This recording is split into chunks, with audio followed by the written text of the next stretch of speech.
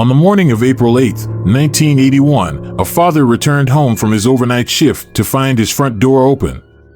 What he found inside was beyond anything he could have imagined. In the kitchen, his son was dead in a pool of blood, and his daughter, barely alive, was found in her bedroom, severely beaten and traumatically injured. He immediately called for help, but the scene was brutal. Paramedics confirmed the worst. His son was already dead, and his daughter, Karen, had been violently attacked. She was rushed to the hospital but sadly died 3 days later without regaining consciousness. Karen, an 8th grader at College Hill Elementary, was quiet and reserved, with dreams of becoming a nurse. Her brother, Gordon, was 13 and known for his cheerful, outgoing personality. Despite being born with a serious heart condition and having endured multiple surgeries, Gordon was a fighter. He had recently been recovering from a broken hip, which left him unable to escape or defend himself during the attack. The night of the murders, Welden Alexander came home to find his children in terrible condition. He found his son dead and his daughter barely alive. He called emergency services, and they confirmed Gordon had been dead for hours. Karen had been sexually assaulted, and the evidence suggested the attacker stabbed her in the eye, leading to her death. Welden was questioned by police, and in his shock, he admitted to picking up a butter knife from the kitchen after discovering his children. The authorities found no evidence that Welden was involved in the killings, and he was cleared of suspicion. His wife, Vera, had been in the psychiatric hospital at the time, and though there were rumors about her, she was also ruled out as a suspect. The investigation revealed the tragedy happened sometime after Welden left for work, possibly when the killer had waited for him to leave before attacking. Despite the clues, the case remained unsolved. The Alexander family's story is a heartbreaking one, marked by violence and unanswered questions. With no evidence to back up the accusations and Welden insisting he was innocent, the claims were dropped. Meanwhile, homicide detectives in Texarkana, a small town of about 20,000 people, worked relentlessly to find the killer.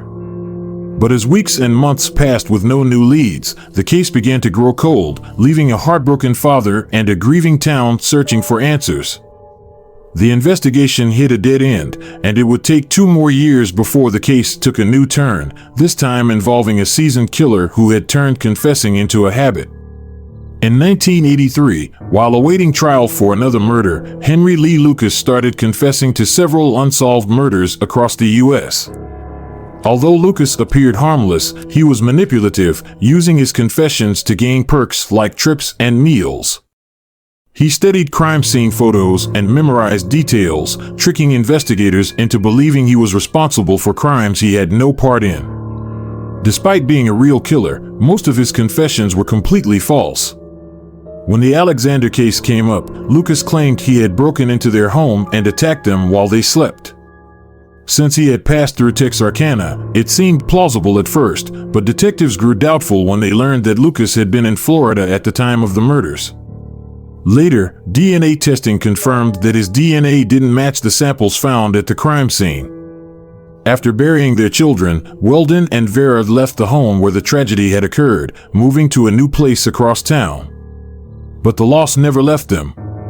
In 1984, 3 years after the deaths of Karen and Gordon, Vera, unable to cope with the pain, took her own life at the age of 37. The house at 501 Bond Street, forever haunted by the tragic events of that night, was eventually demolished after a series of tenants reported disturbing experiences. They claimed to hear a wheelchair moving across the floor and children's screams echoing through the house, which caused them to flee. Welden eventually remarried and had 2 more children, but the shadow of that night lingered. He lived a long life and passed away peacefully in 2014 at the age of 80 due to Alzheimer's disease. Despite the peace of his later years, the memory of Karen and Gordon never faded. In 2022, former Texarkana Police Captain Calvin Seward, one of the original officers on the case, got permission to reopen the investigation, hoping to finally bring the killer to justice. Even after retiring, Seward had kept a photo of Karen and Gordon on his desk, never forgetting the case. Working with forensic criminologist Todd Sheffey and DNA expert Kelly Dixon, Seward re-examined the evidence from the night of April 7 to 8, 1981. New forensic technology allowed them to test blood samples and other evidence that hadn't been properly analyzed before. This time, their efforts would lead to a breakthrough, and the truth about what happened to Karen and Gordon would finally come to light. 18 months after Calvin Seward and his team reopened the case, a breakthrough came when the combined DNA index system, CODIS, returned a shocking match. The DNA found at the crime scene belonged to none other than Welden Alexander, the father of the victims. While Welden had previously explained his fingerprints on the murder weapon, the discovery of his DNA on his daughter's bedding was undeniable evidence. Further investigation revealed traces of brass, copper, and zinc, materials from his job, on Karen's body and in Gordon's blood. Fiber evidence also pointed to him being the last person to have physical contact with the children before their deaths. The new evidence painted a chilling picture. Welden was the only one with both the motive and opportunity to commit the murders. What had once been theorized as an attack by a stranger now seemed to be the result of a much darker and more personal crime. It appeared that Welden had attacked his children earlier that evening, then went to work as if nothing had happened, hoping to avoid suspicion.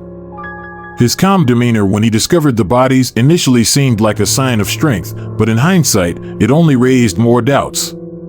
Cold case investigators believed that, in a panic, Welden had grabbed a butter knife, a dull, unprepared weapon, and attacked his son, Gordon, when he tried to intervene.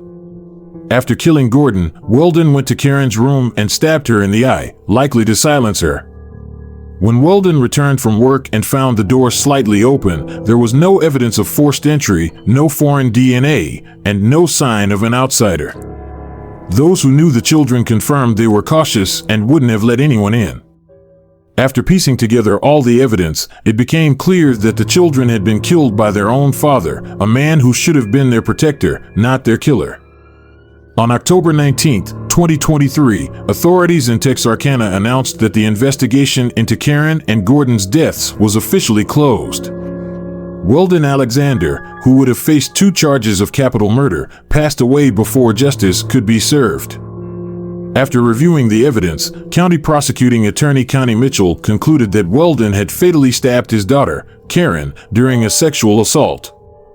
Gordon was killed for trying to protect his sister and to ensure he wouldn't reveal what he had witnessed. The fact that Gordon had tried to call for help before his father reached him only confirmed that he would never have allowed anyone, especially his own father, to hurt Karen. It had taken 42 long years, but finally, the killer of Karen and Gordon Alexander was identified. This breakthrough was thanks to the determined efforts of a retired police captain who refused to let the case go cold and a team of investigators committed to uncovering the truth. At last, the victims could rest in peace. Though Welden Alexander never faced justice in his lifetime, one can only hope that in whatever comes after, he now faces the full consequences of his actions. Some crimes are so monstrous that no forgiveness or redemption can ever erase them. By murdering his own children to cover up his own darkness, Welden forfeited any chance of absolution, both in this life and beyond. This case is a heartbreaking reminder of the terrible reality faced by Karen and Gordon, victims of the one person who should have protected them. Our thoughts are with the victims, as well as their family and friends, who still carry the weight of their loss. Thank you for watching. If you found this story moving, don't forget to like, subscribe, and check out